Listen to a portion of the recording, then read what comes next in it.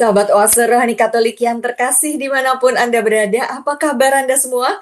Semoga Anda tetap sehat, tetap penuh semangat, dan selalu bersyukur atas anugerah dan penyertaan Tuhan dalam hidup Anda, baik dalam segala suka dan duka.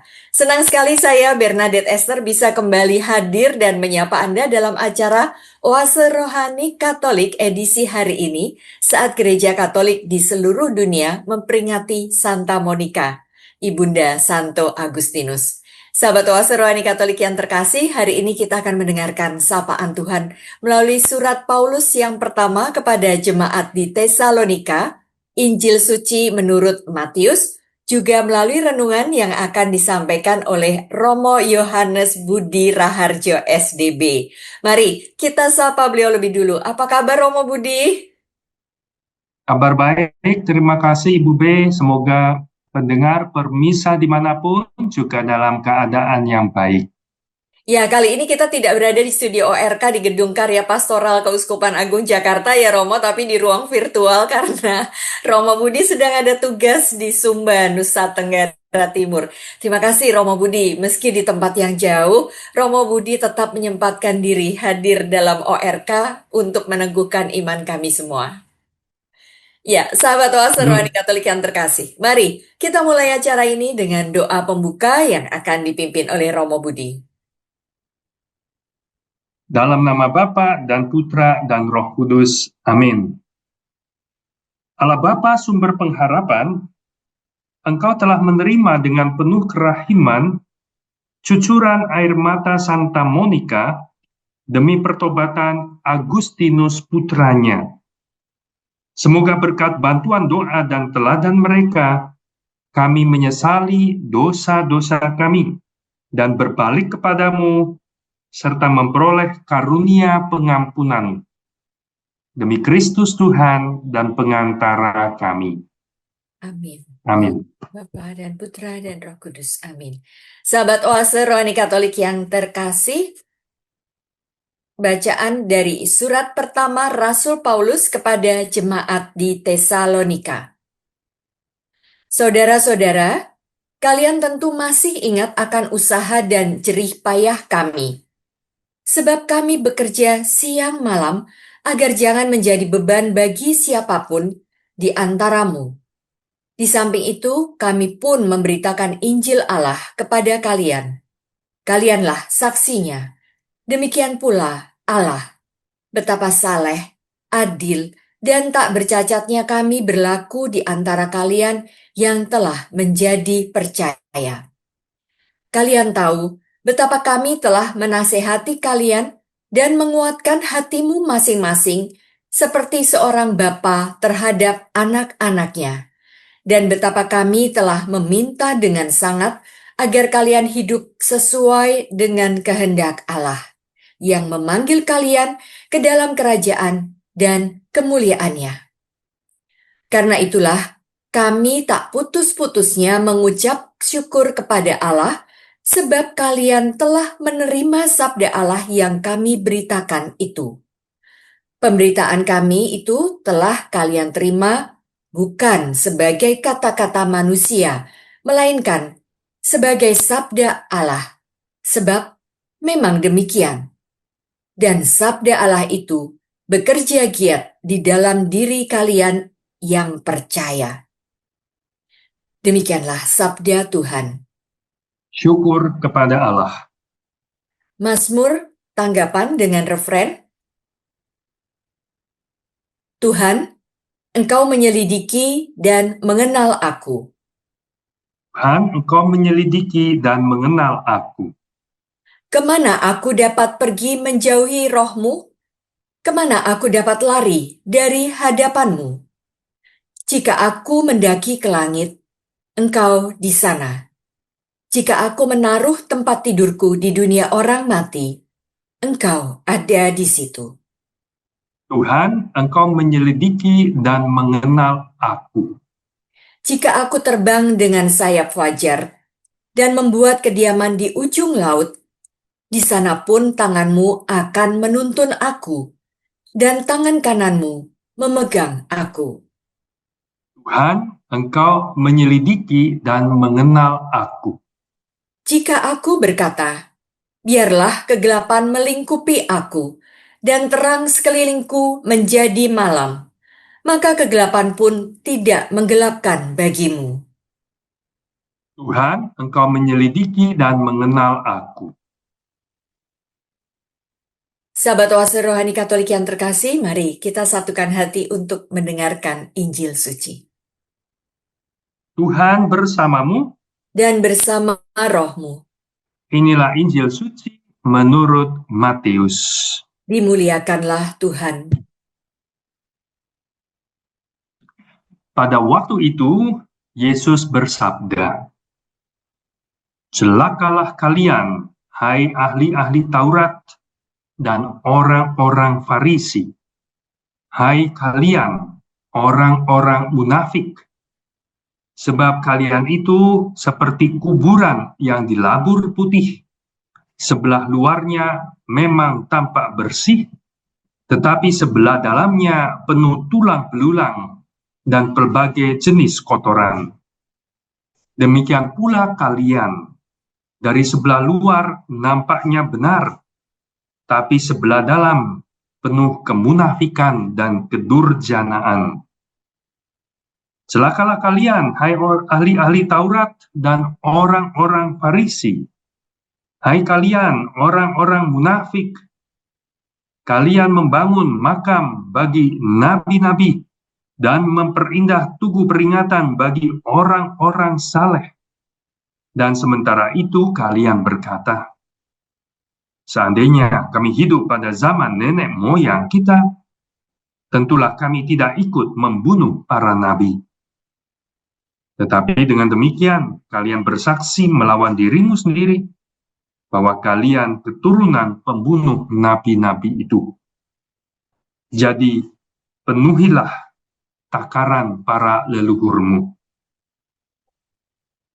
Demikianlah sabda Tuhan. Terpujilah Kristus. Romo Budi dalam surat Paulus yang pertama kepada jemaat di Tesalonika, kita mengetahui bagaimana pelayanan Paulus di Tesalonika. Paulus bersemangat dan bekerja keras agar tidak menjadi beban bagi siapapun, memberi teladan cara hidup yang kudus dan penyampaian Injil dengan tulus. Kita juga tahu bahwa bagaimana jemaat Tesalonika menerima firman Allah sebagai firman Allah sendiri ya Romo, bukan sebagai perkataan manusia. Nah Romo Budi, apa yang hendak Romo bagikan dari Injil, dari surat pertama Rasul Paulus ini? Baik Ibu B, pendengar pemirsa dimanapun, tadi sudah disarikan isi dari bacaan pertama oleh Ibu B, dan memang itu luar biasa teladan Rasul Paulus kepada jemaat di Tesalonika, jemaat yang ia dirikan dalam perjalanan misionarisnya yang kedua. Dia pergi bersama dengan Silas dan kemudian juga Timotius. Dan di situ kita melihat dalam surat ini, perikop ini, hal-hal yang menggembirakan. Paulus begitu optimis dengan perkembangan kehidupan iman umat di Tesalonika, tapi itu tentu tidak lepas dari teladan yang Paulus berikan. Jadi Paulus memberikan teladan pelayanan Injil supaya tidak disertai beban bagi umat, melainkan dengan pengorbanan. Dan itu sungguh sesuatu yang luar biasa.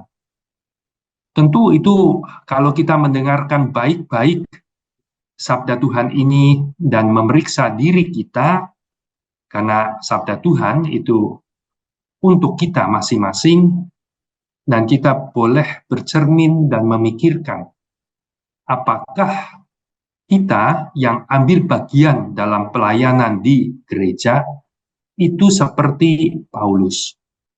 Khususnya tentu pelayan-pelayan tertahbis, diakon, imam, uskup, tetapi juga semua umat sekarang bahwa pelayanan itu oleh awam banyak mengambil peran di dalam kehidupan dan karya gereja dalam meneruskan karya perutusan Yesus. Jangan sampai bahwa kita justru menjadi beban untuk umat Allah yang sebetulnya mestinya kita layani. Ya. Jadi ini satu teladan yang luar biasa dari Rasul Paulus. Dia sampai kerja sendiri, tidak menjadi beban, tidak mengandalkan orang harus menghidupi dia, begitu. Ya. Jadi itu yang pertama. Lalu kredibilitas pewarta Injil itu juga satu teladan yang Paulus tunjukkan di dalam surat ini. Bagaimana ia sungguh-sungguh hidupnya itu baik dan benar. Ya. Hidup yang seperti itu, yang suci, yang baik dan benar, itu yang tentunya mesti kita hidupi seperti teladan Rasul Paulus, ya, dan melayani dengan ketulusan. Dan kita bisa melihat akibat dari hal ini adalah relasi yang begitu baik antara pelayan dengan yang dilayani, antara pimpinan dengan yang dipimpin, antara pemuka dengan jemaat keseluruhan. Relasinya itu bukan relasi superior, inferior, begitu ya, relasi pembesar dan orang-orang kecil, atau relasi penguasa lebih buruk lagi sama yang dikuasai, tetapi relasi seorang bapak penuh kasih penggembalaan. Sangat ideal untuk kita renungkan bersama, dan itu sekali lagi untuk kita semua, bukan hanya yang tertahbis, tetapi juga awam yang zaman sekarang sudah banyak mengambil pelayanan di dalam gereja. Nah, sebagai yang lain, kita bisa merenungkan kita sebagai pelayan. Tetapi kita juga di sisi lain melihat kita sebagai umat. Dan sebagai umat, kiranya kita bisa seperti jemaat di Tesalonika ini, yaitu yang sangat terbuka kepada firman Allah. Dan menganggap itu bukan sekedar kata-kata biasa, tetapi sungguh sabda Tuhan yang menyapa kita terus-menerus.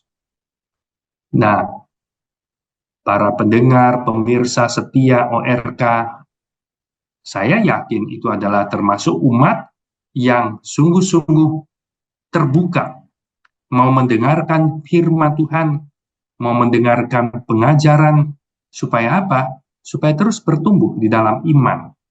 Dan makin kuat dalam iman, juga bertumbuh dalam kebajikan-kebajikan, keutamaan-keutamaan, seperti yang ditunjukkan oleh Rasul Paulus, ya, dengan hidup dengan penuh pelayanan, tidak mau menjadi beban, hidup yang benar, hidup yang dengan tulus bagi sesamanya.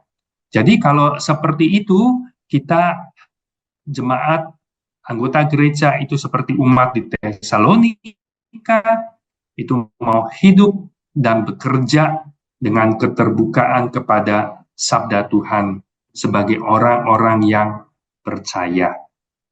Ini yang gunanya kita menjadi percaya kepada Tuhan, ya. Gunanya itu menjadi anggota gereja, menjadi pengikut Kristus adalah supaya kita bisa dalam hidup kita penuh dengan kebaikan, keutamaan, ya, dan itu memberikan kemuliaan bagi Tuhan dan mengerjakan keselamatan dalam diri kita masing-masing.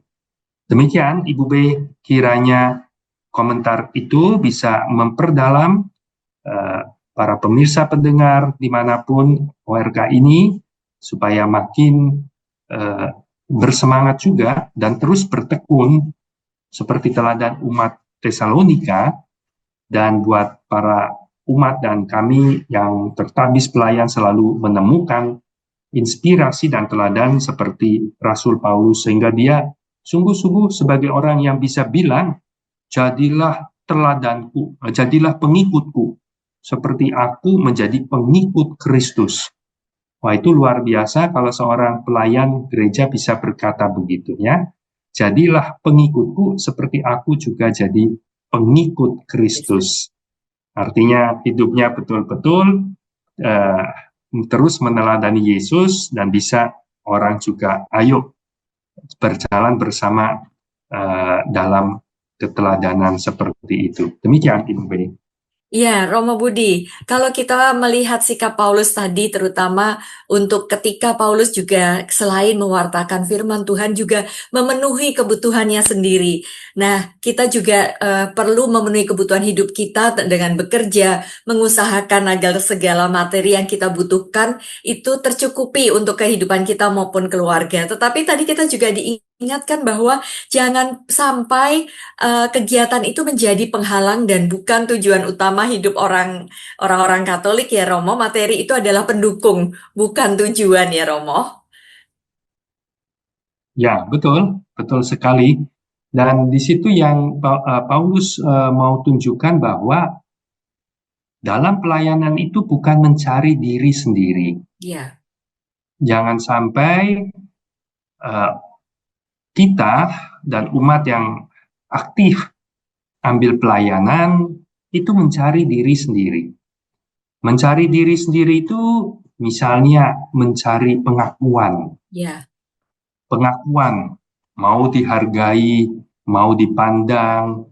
Wah, itu hal yang perlu dimurnikan.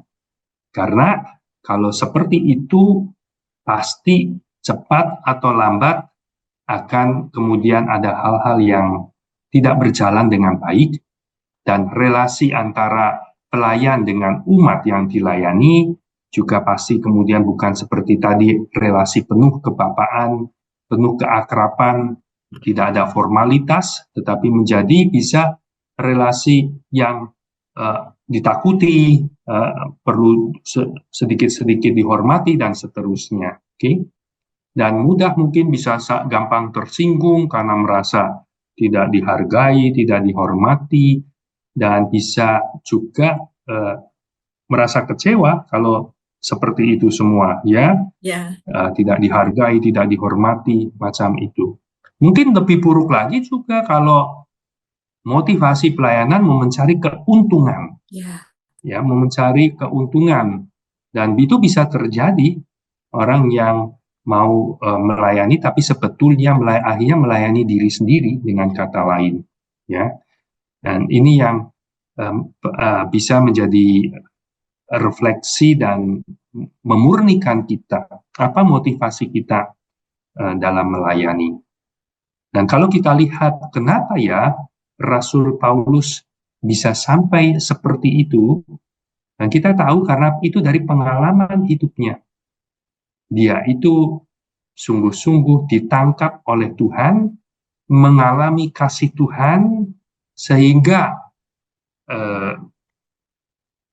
akibatnya ia mau membalas kasih Tuhan dengan cara meneruskan pelayanan Yesus bagi umatnya. Karena Yesus sendiri memberi diri sehabis-habisnya untuk kebaikan umat Allah, untuk umat kita, dan Rasul Paulus mengalami itu sudah, maka dia juga tergerak untuk membalas kasih Kristus itu dengan juga ikut memberi diri bagi gerejanya. Begitu, ya. ya, Paulus Romo. pernah mengatakan dia terdorong karena didorong oleh kasih Kristus. Semoga itu yang menjadi dorongan dalam diri kita, kenapa kita mengambil pelayanan di dalam gereja, dan selain dari dorongan, itu juga menjadi alasan, tujuan kenapa kita mau melayani, yaitu untuk mengasihi Tuhan, mengasihi mempelainya umat Allah, begitu. Benar, Romo. Nah, kalau kita juga bisa meneladani para jemaat di Tesalonika yang dipuji oleh Paulus ya Romo. Mereka sangat terbuka, membuka hati, dan memang sampai Paulus mengatakan menerima dengan tulus bahwa apa yang diberitakan itu bukan benar-benar adalah firman Tuhan, bukan ya dari manusia. Nah, kita juga perlu meneladani seandainya kita juga mau membuka diri kita seluas-luasnya, tentu saja dan Roh Kudus akan bekerja di dalam diri kita dan kita akan menemukan sapaan firman Tuhan untuk kita hidupi ya Romo. Betul sekali, Ibu B. Ya, yang tantangannya adalah bagaimana menghidupi sabda Tuhan. Dan tapi untuk itu bisa pertama membuka diri kepada firman Tuhan, sabda Tuhan, dan dengan iman kita tahu itu bukan perkataan manusia belaka, tetapi firman Tuhan, ya, Allah yang menginspirasikan, Allah sendiri juga yang mau menyapa kita lewat kata-kata dalam kitab suci itu. Karena kalau seperti bacaan pertama itu kan misalnya perkataan Paulus, ya, atau kisahnya Paulus, tapi kemudian diakhiri demikianlah sabda Tuhan. Bayangkan ya, kalau dipikir itu padahal mungkin perkataannya Paulus, nasihatnya Paulus, ya, peristiwa yang Lukas ceritakan di dalam kisah para rasul atau suratnya Paulus sendiri, tapi diakhiri dengan demikianlah sabda Tuhan. Di situ artinya kita juga mau mengambil sikap iman seperti umat Tesalonika. Ini bukan perkataan manusia saja, Paulus yang omong, tetapi sungguh sabda Tuhan, karena diinspirasikan dalam bimbingan oleh Roh Kudus, dan itu berguna buat kita. Lalu setelah dengan terbuka dengan iman, sikap iman seperti itu, lalu tantangan berikutnya adalah menghidupinya. Dan lagi-lagi di sini Paulus membantu jemaat tidak hanya dengan pewartaan, tapi dengan teladan. Dan teladan itu yang makin mengokohkan apa yang sudah diterima lewat pewartaan, ya, dengan hati terbuka, lah itu teladan. Bukankah kadang-kadang ini yang justru disebut bisa sebaliknya, yaitu skandal. Ketika orang mendengar, wah, perkataannya bagus, pengajaranya luar biasa, tetapi kemudian tahu, cara hidupnya ternyata tidak benar. Ya, Romo? Iya, itu nanti justru seperti bagian kedua yang kita mau komentari, Injil. Itu kemunafikan. Ya, benar. Wah, itu malah makin jahat, dan itu tidak sedikit membuat orang kemudian tersandung, scandalized. Akhirnya tidak percaya lagi karena semuanya itu kayak kepalsuan semuanya. Ya, jadi pewartaan yang baik itu penting, perlu, tetapi yang akhirnya mengokohkan itu teladan. Dan ini Paulus memberikan kedua-duanya. Dan kita terbuka sebagai umat juga, membuka hati, mendengar, dan lalu kita melihat teladan itu. Semoga kita juga diperkuat dalam resolusi kita untuk mau hidup dalam sabda Tuhan, ya, menghidupi sabda Tuhan seperti teladan orang-orang kudus. Juga Santa Monica yang kita rayakan hari ini, ya, dan besok Agustinus, oke? Ya, sahabat Oase Rohani Katolik yang terkasih, mari kita jeda sejenak untuk mengendapkan apa saja yang sudah Romo Budi sampaikan tadi. Setelah jeda, kita akan mendengarkan inspirasi iman dari Injil Suci menurut Matius. Tetaplah bersama kami.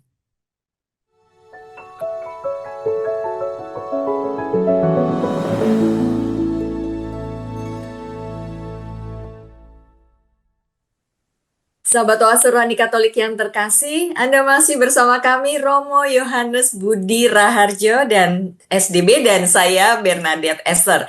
Bila Anda hendak sharing iman atau mengajukan pertanyaan, Anda bisa menghubungi kami melalui email dengan alamat orkkaj2021@gmail.com atau mengirimkan pesan melalui WA dengan nomor 0881 0251 334338. Kini mari kita lanjutkan kembali perbincangan rohani kita. Romo Budi, dalam Injil Matius yang kita dengar hari ini, sekali lagi Yesus menggunakan kata-kata keras untuk memperingatkan para pemimpin agama tentang kepura-puraan yang sia-sia, Romo. Ia menyamakan mereka seperti kuburan yang dilabur putih sehingga berkilau di bawah sinar matahari. Romo, apa yang hendak Romo bagikan kepada kami dari Injil suci menurut Matius ini? Baik, Bu B. Persis tadi menjelang akhir bagian pertama dari apa yang Ibu B tanyakan membuat saya mengomentari itu tentang perlunya teladan. Jangan sampai sebaliknya dan itu menjadi kemunafikan. Dan ini yang dikecam menjadi referen kecaman Yesus kepada orang-orang Farisi, ahli-ahli Taurat. Hai kalian, celaka kalian orang munafik, katanya begitu ya, berulang kali. Jadi kalau kita baca Matius bab 23 ini begitu panjang, kata-kata Yesus isinya kecaman. Ya. Wow, Dan hari ini kecaman. puncaknya ya Romo. Hari ini puncaknya. Kalau dihitung tuh ada 7 itu, ya, dan ini yang ke-6 dan yang ke-7. Dan kalau 7 kan menurut sempurna, lengkap udah. Lengkap ya. Lengkap kebobrokannya boleh dibilang semacam begitu. Jadi utter corruption begitu itu. Jadi korupsi dari orang-orang yang utama itu yang terburuk. Itu ada pepatah Latin itu yang mengatakan corruptio optima pessima. Jadi orang-orang yang optima dalam arti yang memang dikedepankan karena pemimpin itu yang seharusnya memberi teladan. Tapi kalau justru yang mestinya memberi teladan sebagai pemimpin itu korup, wah itu pasti korupnya terburuk. Dan ini kita bisa lihat dari bagaimana kecaman yang begitu kuat ya dalam diri yang dilakukan oleh Yesus. Padahal di gambaran yang lain, Yesus sangat berbelas kasih, sangat sabar, sangat understanding kepada pendosa, pemungut cukai, apa itu bahkan wanita-wanita pendosa itu ya, begitu kayak sangat sabar, sangat dekat. Tetapi terhadap ini Farisi ahli Taurat begitu keras. Ya, karena berarti seperti seorang psikolog itu salah satu Carl Jung mengatakannya, apa yang paling tidak kita sukai ya, itu yang membuat kita lebih sangat sensitif dan lebih mudah marah gitu ya, karena itu yang berharga itu diserang atau tidak baik ya. Jadi di sini tentang kemunafikan, beda dengan yang kebenaran, karena Yesus kebenaran, dan sini kepalsuan yang sangat parah begitu. Dan yang keenam ini kecaman Yesus, seperti tadi sudah Ibu B katakan, kita dengar bersama, Yesus ibaratkan seperti kuburan. Luarnya dilabur putih bagus, tapi dalamnya kita tahu pasti kuburan, nggak usah kita bongkar, tapi kita tahu pasti terulang belulang dan busuk. Nah, kenapa itu dilabur? Itu kita mesti pahamin dari pemahaman orang Yahudi. Orang Yahudi itu kalau pegang kena jenazah, itu dianggap kita menjadi najis, menjadi tidak kotor gitu ya. Maka kena kuburannya pun nyenggol, kita bisa jadi najis, kotor. Jadi dilabur putih itu supaya kalau nggak sengaja kena nyenggol kuburan, itu kenanya laburannya itu. Jadi sedikit protected. Nggak Sehingga langsung kena ya, Romo? nggak langsung kena ya, kayak sedikit udah ada lapisan. Oh, untung dilabur saya jadi nggak najis, padahal kesenggol tapi ada protection begitu ya. Nah, sampai seperti itu, dan itu dipakai oleh Yesus untuk menggambarkan hal yang perlu diperbaiki. Kecamannya kuat, tetapi perlu dipahami Matius menuliskan itu juga untuk melihat diri sendiri, evaluasi diri sendiri.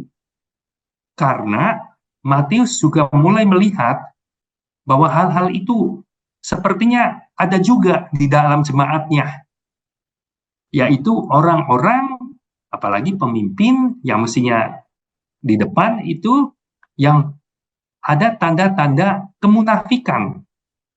Oke, jadi seperti kita tahu zaman kita sekarang apa yang disebut dengan pencitraan. Jago bener gitu, membuat citra yang bagus, tetapi sesungguhnya hidupnya itu tidak benar. Dan belakangan kan ada yang sangat disayangkan dan kita juga terpukul melihat orang-orang pejabat-pejabat yang dulunya sepertinya pejuang keadilan, dulunya pengecam praktek-praktek korupsi, kata-katanya juga hebat, kalau bisa para koruptor dihukum mati saja untuk membersihkan, membetulkan negara ini. Wah, kelihatannya ini pejuang demokrasi, pejuang keadilan, pejuang sistem pemerintahan yang bagus, begitu ya, bersih, berwibawa, benar. Tapi ternyata ketika sudah menduduki posisi dapat itu, walah, baru ketahuan, kebongkar tulang belulang kebusukannya itu.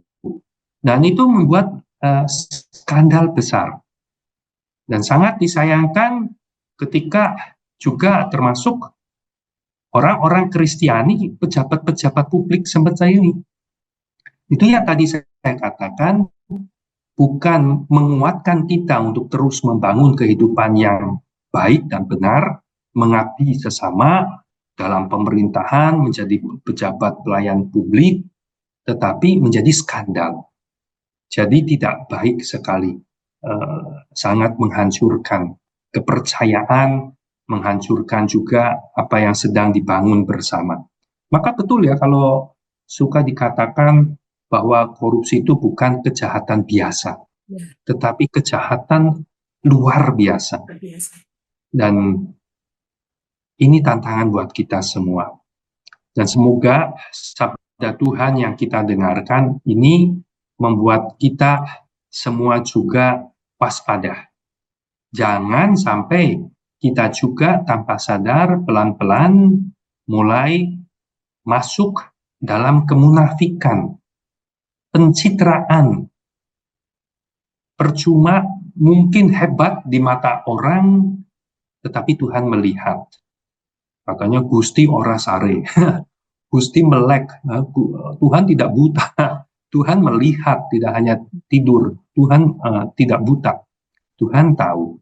Kalaupun lolos dari pengamatan orang atau dari penegak hukum, tetapi kan sang Tuhan, Raja Adil itu tahu kita itu siapa, seperti apa. Maka semoga dengan mendengar ini semua, kita melihat dalam diri kita semua masing-masing, level apapun, kita itu juga pemimpin. Kita semua itu pemimpin. Karena pemimpin kita itu, definisi kepemimpinan itu leadership. Dari tokoh yang banyak bicara tentang leadership, seperti John Maxwell, mengatakan kalau leadership itu apa definisinya, mau disingkatkan sesingkat-singkatnya satu kata menurut dia, yaitu influence, pengaruh. Nah, kita semua itu saling mempengaruhi. Kita semua saling mempengaruhi, dan pengaruh paling besar adalah teladan kita, atau sebaliknya, skandal kita. Pengaruhnya paling besar. Nah, kita semua pemimpin di segala level, apalagi yang jelas-jelas di dalam kenegaraan, masyarakat sipil, ada jabatan-jabatan di dalam gereja juga, ada kami yang tertahbis, ataupun awam yang dilantik jadi ini, jadi itu, ya lebih-lebih begitu. Tetapi sekali lagi, setiap orang di tiap tingkat adalah pemimpin. Karena kita saling mempengaruhi. Dan semoga mendengar firman hari ini kita diingatkan, jangan sampai kita juga jatuh di dalam kemunafikan, di dalam pencitraan. Saya suka dengar itu lagunya Ebit dulu, ya, tengoklah ke dalam sebelum bicara, singkirkanlah debu yang melekat, ya, seperti itu. Jadi bersihkan dulu di dalam. Jadi bicara bagus dan mengalir dalam perbuatan yang bagus, wah itu sudah seperti Rasul Paulus, menjadi pengikut Kristus. Semoga dengan demikian ada orang yang juga mau ikut. Nah, dan kita sendiri masing-masing bisa omong seperti Rasul Paulus, ya. Jadilah pengikutku, contohlah hidupku, karena aku juga pengikut Kristus. Aku juga mencontoh Kristus. Nah, ya itu yang diharapkan semuanya. Jadi, pesan dari kecaman yang keenam itu, yaitu menolak segala kepalsuan. Ya, tetapi pembaharuan itu harus dari dalam, pembersihan dari dalam, dan itu mengalir keluar, bukan kepalsuan, tetapi sebuah kemuliaan karena kita mengenal Kristus. Okay? Lalu juga bagian yang kecaman ketujuh itu tentang membangun makam, membangun makam, dan sambil berbangga. Kalau saya dulu di zaman mereka, pasti saya tidak seperti itu. Saya ketika membaca ini membandingkan kalau kita gimana ya. Jangan sampai kita suka ikut jalan salib. Kita ikut tablo. Dan kita ikut, ya kan, memeriahkan begitu dari tahun ke tahun. Lalu kita pikir, kalau saya di zaman Yesus, saya nggak seperti mereka. Saya ikut menangis, ya. Saya nggak ikut seperti mereka, salibkan dia, bebaskan Barabas, tapi enyahlah dia. Kita bisa berpikir begitu loh. Dengan bangganya kita membuat tablo dengan segala kemeriahan dan menganggap diri kita nggak seperti mereka. Ini kan mirip gitu. Karena sebetulnya ketika dihadapkan kayak Pilatus menghadap pilihan, nih mau Barabas atau mau Yesus, mereka memilih Barabas dan menolak Yesus. Dan coba itu renungkan baik-baik saat kita dihadapkan, ini yang baik, itu yang jahat.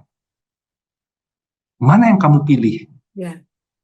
Dan tidak sedikit kita memilih yang jahat. Dan suruh buang yang baik itu. Oke? Contohnya, hidup perkawinan. Setia itu, wah baik sekali. Janji suci, ada lagunya juga, ya. Tetapi kemudian kenyataannya bisa memilih ketidaksetiaan, perselingkuhan, bukan memilih kesetiaan. Nah, bukankah seperti itu? Kita drama kehidupannya kena kita tuh. Ya, kita berarti menolak Yesus yang setia itu. Aku lebih memilih kesukaanku. Seperti itu. Sama tadi menyinggung soal korupsi. Kejujuran itu bagus. Kejujuran itu mulia. Kebohongan, korupsi, jahat. Kejahatan luar biasa. Tetapi lagi-lagi itu, di hadapan keduanya banyak, tidak sedikit, dan juga di antaranya orang-orang Kristiani kita tahu memilih itu dia yang tidak benar, yang palsu, yang bohong, yang korup, menolak seperti Yesus kejujuran, keadilan, pengorbanan, ya. Nah, seperti itu. Sementara kita bercucuran air mata mengikuti tablo dengan pikir aku nggak seperti mereka ya, bisa begitu. Nah, ini sangat kena buat kita. Maka sabda Tuhan untuk kita, jangan sampai kita juga jatuh dalam hal-hal yang seperti itu, tetapi sebaliknya semoga kita seperti Rasul Paulus. Karena mengalami kasih Tuhan dan menjalani pertobatan terus-menerus, sehingga kita bisa menjadi saksi-saksi Kristus dengan perkataan dan terlebih teladan kita. Dari situ kita membangun umat Allah, kita membangun masyarakat bangsa kita, supaya menuju Indonesia emas, cita-cita kemerdekaan, ya, dan itu kita berjuang. Semoga iman Kristiani kita membuat kita masing-masing seperti lilin kecil. Kalaupun dibilang ada kegelapan, kita menjadi lilin-lilin yang terus menerangi dunia. Baik, Romo Budi, terima kasih kami semua sudah diingatkan agar terus memperjuangkan hidup yang benar dan berintegritas di hadapan Tuhan dan sesama.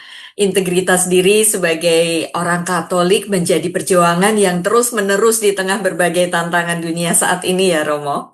Ya, sahabat oase rohani Katolik yang terkasih, teguran Yesus kepada para pemimpin agama tentang kepura-puraan yang sia-sia itu juga sebenarnya ditujukan kepada diri kita masing-masing. Bagaimana kita selama ini bersikap dan bertindak sebagai orang yang mengakui murid Kristus? Apakah kita masih hidup dalam selubung kemunafikan?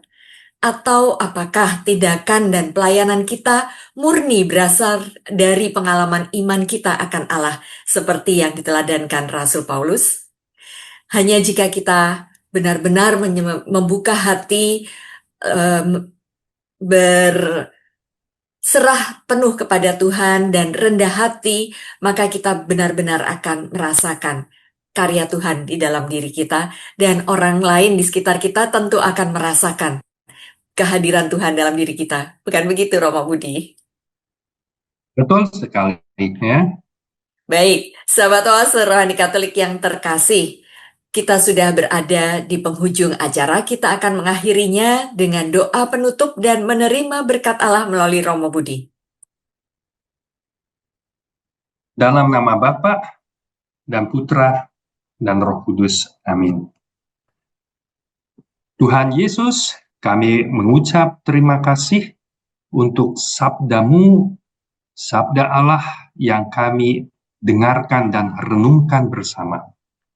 Semoga sabda itu terus menerangi kami dan membantu kami untuk terus membersihkan diri dari kemunafikan, agar kami belajar jujur, hidup di hadapan-Mu dan di hadapan sesama kami, seperti teladan orang-orang kudus-Mu, seperti teladan Santa Monica yang dengan penuh cucuran air mata juga mendoakan anaknya Agustinus sampai mengalami pertobatan, supaya bisa hidup benar di hadapan-Mu.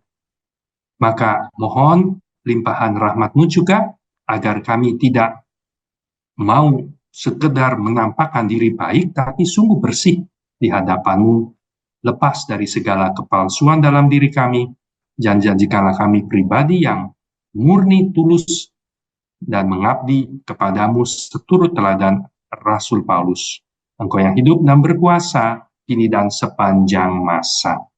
Amin. Tuhan bersamamu, dan bersama rohmu. Dan semoga Allah yang Maha Kuasa memberkati saudara sekalian, Bapa dan Putra dan Roh Kudus. Amin. Amin. Sahabat Oase Rohani Katolik yang terkasih, dengan demikian usai sudah acara kita pada hari ini. Saya Bernadette Esther dan Romo Yohanes Budi Romo Budi SDB. SDB. Kami berdua pamit undur diri. Selamat melanjutkan aktivitas Anda. Sampai jumpa pada acara Oase Rohani Katolik edisi berikutnya. Salam. Terima kasih Romo Budi. Balik.